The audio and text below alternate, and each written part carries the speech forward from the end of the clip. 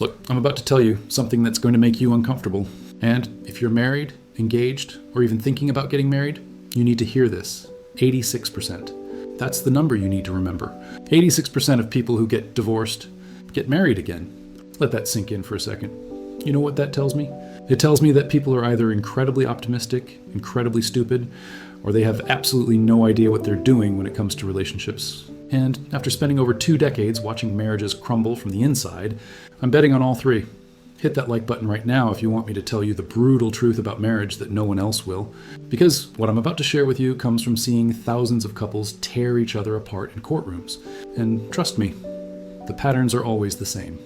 So here's the question. If 86% of divorced people remarry, and we know that roughly 50% of marriages end in divorce anyway, what the hell are we doing wrong? Why do people keep making the same mistakes over and over again? The answer is going to shock you. It's not what the marriage counselors tell you.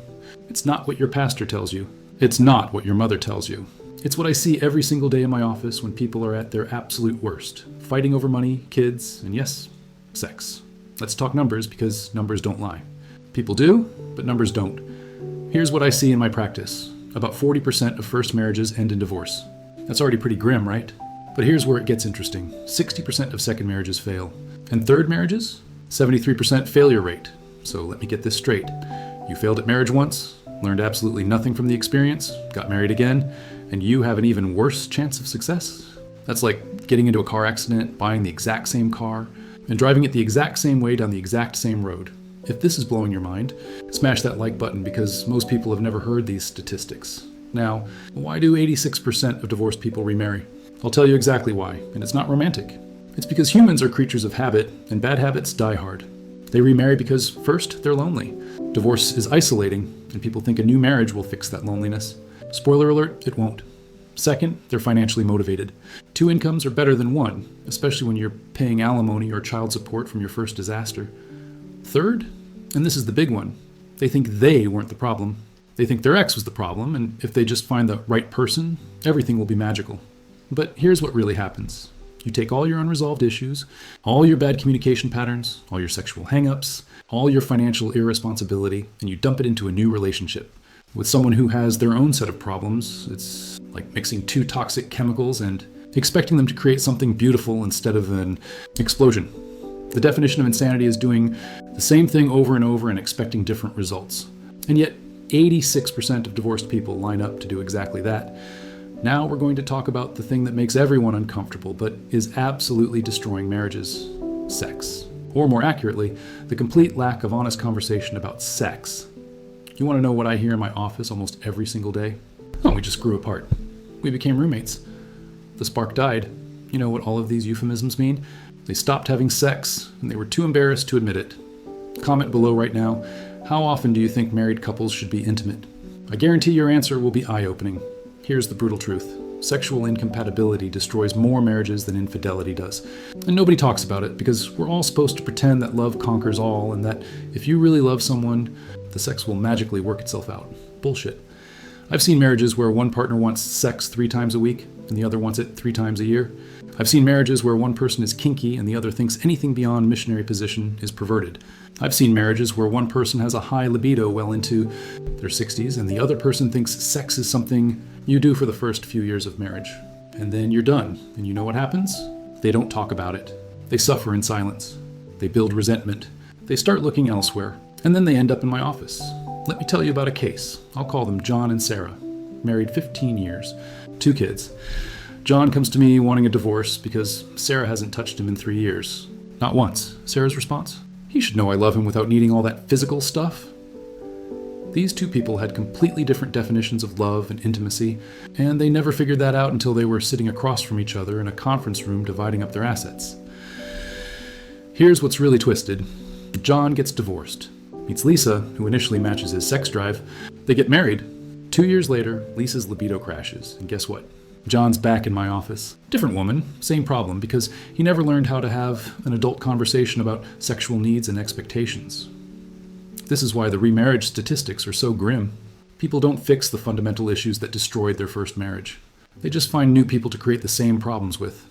And let's talk about the other side of this coin: sex addiction and infidelity. I've handled cases where someone cheated because their spouse gained weight. I've handled cases where someone cheated because their spouse lost weight and became too attractive. I've handled cases where someone cheated because their spouse worked too much, didn't work enough, was too sexual, wasn't sexual enough. You know what all of these cases have in common? The person who cheated never had an honest conversation with their spouse about what was bothering them. They just went and found someone else to fill whatever gap they perceived in their relationship. If you think I'm being too harsh, hit that like button and tell me in the comments whether you think sexual compatibility matters in marriage. The real kicker is that, in our culture, we've somehow decided that talking about sex is more taboo than actually getting divorced. We'll spend months planning a wedding that lasts one day, but we won't spend one honest hour talking about what we expect from each other in the bedroom for the next 50 years. And then we wonder why 86% of divorced people make the same mistakes again. Let's dive deeper into this remarriage phenomenon because it reveals something disturbing about human psychology. When people get divorced, they usually fall into one of two categories: the ones who swear they'll never get married again, and the ones who can't wait to find their soulmate. Guess which group actually stays single longer? The ones who swear off marriage, because they're the ones who actually learn something from their experience. But the majority, that 86%, they're addicted to the idea of marriage. They're not addicted to their spouse, they're addicted to the concept, the fantasy, the social validation that comes with being married. I had a client, let's call her Jennifer, divorced 3 times? 3 times. Each marriage lasted less than 5 years, and she comes into my office for her 3rd divorce, already talking about her next husband. I asked her, "Jennifer, what makes you think the 4th time will be any different?" Her response, "Well, now I know what to look for, really, because you thought you knew what to look for the first 3 times too. You had engagement rings and wedding dresses and guest lists. You had hope and love and promises, and here you are, for the 3rd time, fighting over who gets the good china." Comment below. Do you think people should have to wait a mandatory period before remarrying after divorce? Let me know your thoughts. Here's what happens in the remarriage cycle. People get divorced, they go through a period of grief and anger, then they start dating again. They meet someone new, and because this person is different from their ex, they think they've solved all their problems. But they haven't addressed the fundamental issues that made their first marriage fail. They haven't worked on their communication skills. They haven't figured out their attachment issues. They haven't dealt with their financial irresponsibility or their sexual hang-ups or their inability to compromise. They've just found someone new to be broken with. And here's the really sick part. The divorce industry profits from this cycle. Lawyers, mediators, therapists, real estate agents, moving companies, we all make money every time someone decides to blow up their life and start over. Nobody has a financial incentive to tell people to slow down and figure their shit out before jumping into marriage again. The average cost of a divorce is between $15,000 and $30,000. Multiply that by the number of people who get divorced multiple times, and you're looking at a billion-dollar industry built on human misery and poor decision-making. But the emotional cost is even higher. Kids getting shuffled between households, extended families being torn apart, friendships ending because people have to choose sides, retirement savings being depleted, credit scores being destroyed, and for what? So you can have a wedding and change your Facebook status?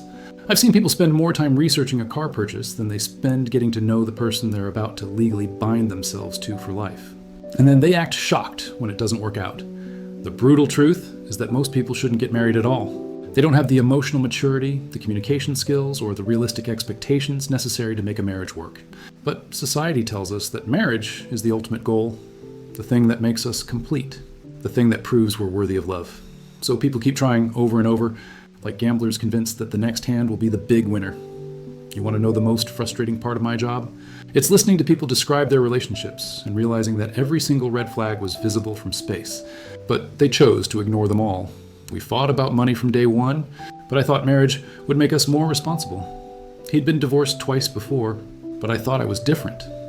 She hated my kids from my first marriage, but I thought she'd come around after we got married. We had completely different life goals, but we thought love would be enough. Hit that like button if you've ever ignored obvious red flags in a relationship.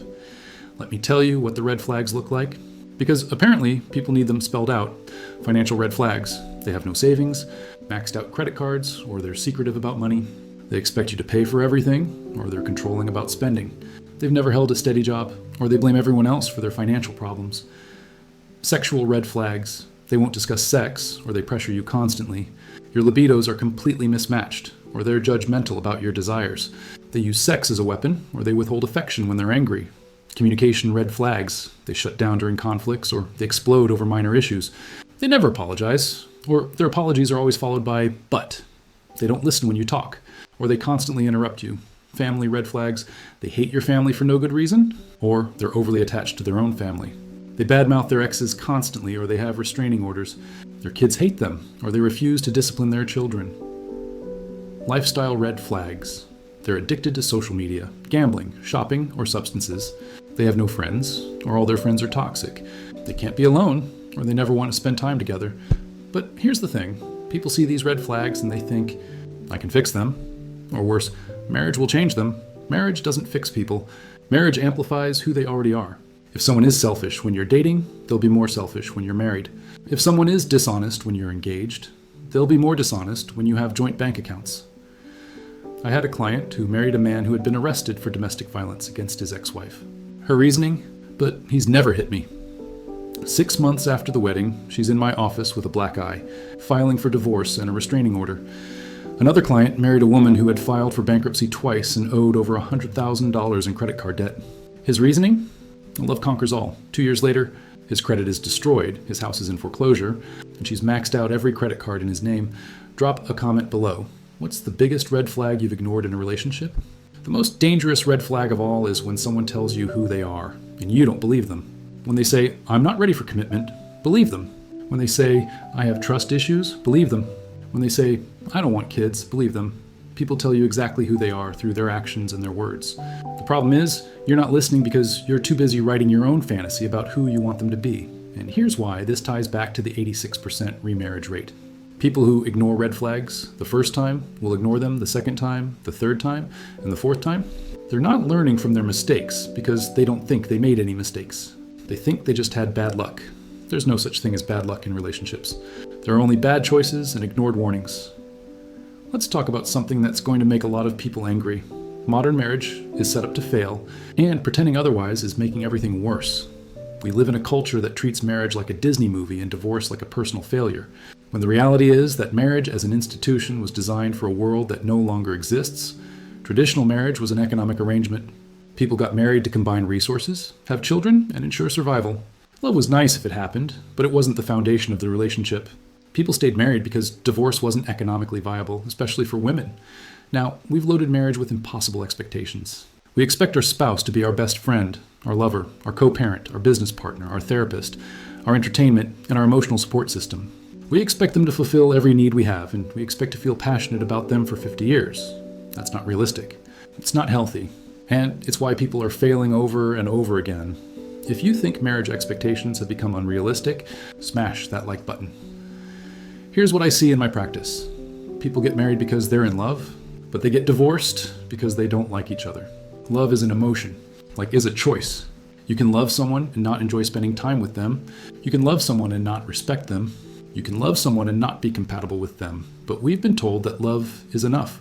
So people ignore fundamental incompatibilities and then act shocked when the relationship implodes. I've handled divorces where people fought over pets more viciously than they fought over their children. I've seen couples spend $50,000 in legal fees fighting over a house worth $30,000. I've watched people destroy their relationships with their kids just to spite their ex-spouse. This is what happens when you build a life-altering legal contract on the foundation of temporary emotions. And let's talk about the role of social media in modern marriage failure. People are comparing their real relationships to everyone else's highlight reel. They see their friends posting cute couple photos and think there's something wrong with their own relationship because they're not Instagram perfect every day. They see their ex-partners living their best life on social media and start second-guessing their decision to get divorced. Or worse, they use social media to stalk their ex and their new partner, keeping themselves trapped in a cycle of bitterness and comparison. I've handled cases where people have remarried their ex-spouse multiple times because they kept seeing each other's social media posts and convincing themselves they made a mistake. One couple has been married and divorced from each other 3 separate times. 3 times. With the same person. Comment below, do you think social media is destroying modern relationships? The truth is, most people today have the emotional intelligence of teenagers when it comes to relationships, but they're making adult decisions with adult consequences. They think relationships should be easy, that conflict means incompatibility, that passion should never fade, and that if they're not happy 100% of the time, they're with the wrong person. So they keep searching for the perfect relationship instead of learning how to build a good one. They keep looking for someone who will complete them instead of completing themselves first. They keep making the same mistakes with different people and wondering why they keep getting the same results. Here's the hard truth. You are probably not marriage material. Most people aren't. And that's okay. There's nothing wrong with being single. There's nothing wrong with long-term relationships without marriage. There's nothing wrong with choosing not to have children. But there is something wrong with repeatedly entering into legal contracts you're not prepared to honor, destroying families, traumatizing children, and bankrupting yourself emotionally and financially because you're addicted to the idea of marriage. So what's the solution? How do we break the cycle of divorce and remarriage that's destroying families and bank accounts across the country? The answer is simple, but nobody wants to hear it. Stop getting married unless you're absolutely certain you can handle it. That means waiting. That means therapy. That means having uncomfortable conversations about sex, money, children, career goals, family expectations, and lifestyle preferences before you walk down the aisle. That means living together for at least 2 years before getting engaged. That means seeing each other during stress, illness, financial problems, and family crises. That means meeting each other's exes, understanding each other's debt, and being honest about your sexual history and preferences. If you think people should be required to take a marriage preparation course, let me know in the comments. But here's what's really going to piss people off. Most of you shouldn't get married at all. You should stay single, work on yourselves, figure out who you are and what you want, and stop looking for someone else to make your life complete. Because here's what I've learned after watching thousands of marriages collapse. The people who have successful marriages are the ones who could be happy alone. They're complete individuals who choose to share their lives with someone else, not broken people looking for someone to fix them. The 14% of divorced people who don't remarry, many of them are happier than they've ever been. They've learned to enjoy their own company. They've built fulfilling lives that don't depend on romantic validation. They've figured out who they are outside of a relationship, and when they do choose to be with someone, it's because they want to, not because they need to. That's the foundation of a healthy relationship. But most people would rather keep playing relationship roulette than do the hard work of becoming emotionally mature adults. They'd rather blame their exes than take responsibility for their own patterns. They'd rather chase the fantasy than deal with reality. So they become part of that 86%. They keep the divorce industry in business. They keep traumatizing their children. They keep repeating the same mistakes and wondering why their lives are falling apart. Here's my challenge to you. Comment below with one honest thing you need to work on before you get into another serious relationship. Be real with yourself. The statistics don't lie. 86% of divorced people remarry. 60% of second marriages fail. 73% of third marriages fail. These aren't random numbers. They're a pattern. And the pattern tells us that most people learn nothing from their relationship failures. Don't be part of the 86%. Be part of the 14% who are brave enough to break the cycle. Be honest about your flaws. Do the work. Stop looking for someone to complete you and start completing yourself. And if you found this video eye-opening, hit that subscribe button because I'm going to keep telling you the uncomfortable truths about relationships that nobody else will. Because someone needs to, and it might as well be me. Drop a comment below. What's the hardest truth about relationships that you've had to accept? Let's have an honest conversation. Remember, the numbers don't lie. People do. Don't be the statistic. Be the exception. If this video made you think differently about marriage and relationships, you need to watch my next video about the real reasons why good people make terrible spouses. Click here to watch it now, and don't forget to subscribe for more brutal truths about modern relationships.